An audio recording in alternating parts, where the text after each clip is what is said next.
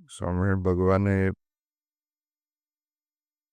આપણે બધા ઉપર ખૂબ કૃપા કરીને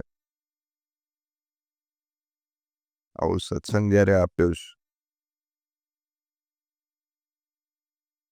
ત્યારે આપણા બધાની એક જ માત્ર ફરજ બને છે કે એ સત્સંગમાં જોડાઈને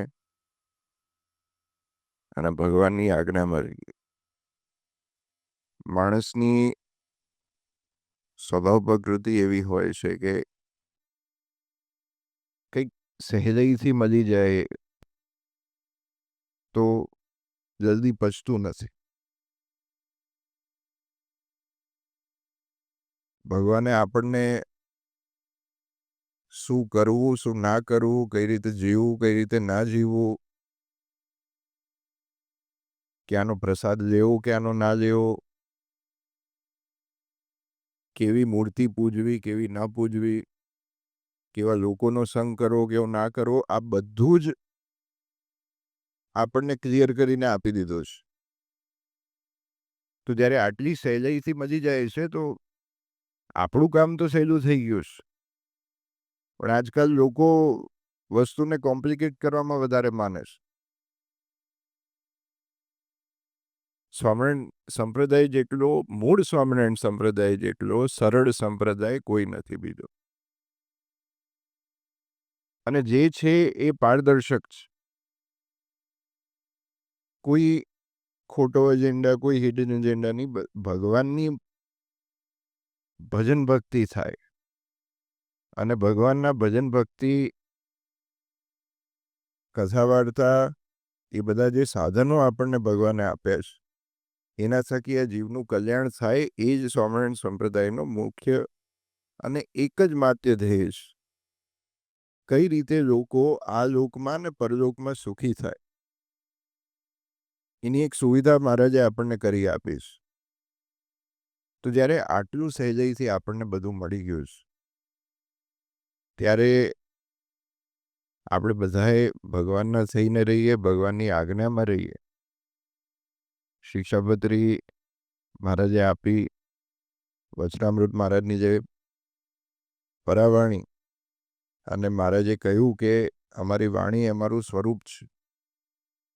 તો આવા શાસ્ત્રો જ્યારે આપણને મળ્યા છે તો એને સાંભળીએ, એને સમજીએ, એને વાંચન કરીએ અને મૂળ સ્વામિનારાયણ સંપ્રદાયના આપણા સિદ્ધાંતોથી જોડાઈને રહીએ.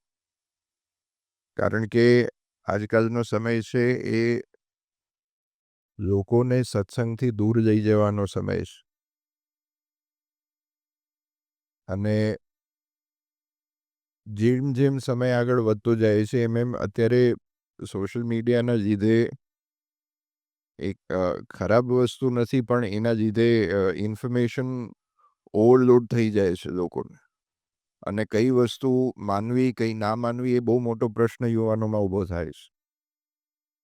ત્યારે આવા સમયમાં એક પ્રકારનું કન્ફ્યુઝન જ્યારે ઊભું થતું હોય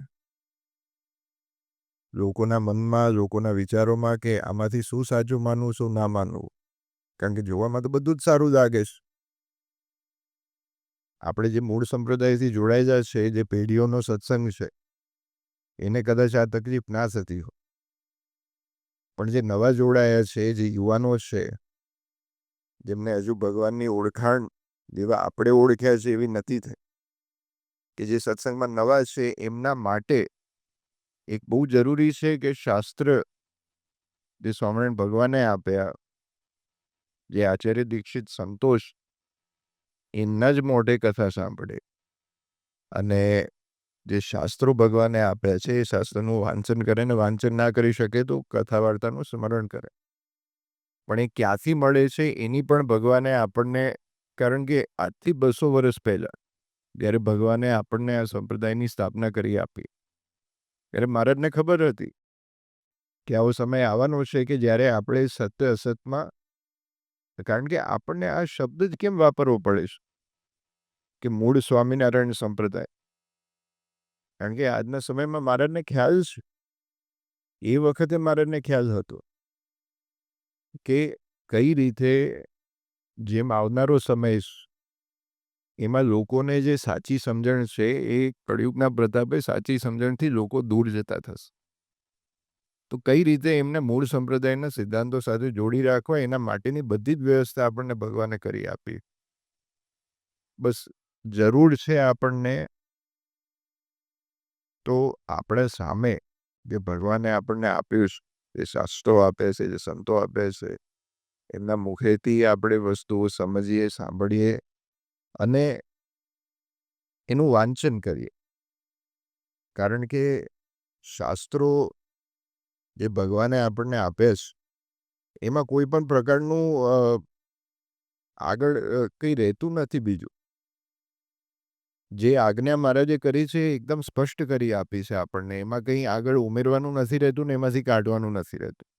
તો એ શાસ્ત્રોની મહારાજની આજ્ઞામાં રહીએ અને સંપ્રદાયમાં રહીએ અને સાથે સાથે જે સરળતાથી આપણને મળ્યું છે એનો રોજે મહારાજને આપણે ધન્યવાદ કરીએ કે આટલા સરળતાથી આપણને જે આ સત્સંગ મળ્યો છે એ સત્સંગમાં આપણે રહીએ અને ગુણભાવથી રહીએ, ગુણબુદ્ધિથી રહીએ અને એ અરસપરસ પ્રેમ ભાવ રાખીને આપણે સત્સંગમાં રહીએ તો ખૂબ આનંદ થયો. આજે મોજ ગામના આગળ આવીને, ગામ ભલે આપણું નાનું હોય પણ ભાવવાળા હરિભક્તો આપણા ગામમાં જ અને ખૂબ ભાવથી પ્રેમથી જ્યારે અહીંયા ગામમાં રહીને અને વિદેશમાં રહીને સત્સંગ કરે છે તો ખૂબ મહારાજના ચરણોમાં આપણે આજે પ્રાર્થના કરીએ કે આપણા ગામના દરેક હરિભક્તોને ખૂબ સુખ્યા કરે, ખૂબ મગળ કરે અને દિવસે ને દિવસે ભજન ભક્તિનું બળ વધુ ને વધુ આપે.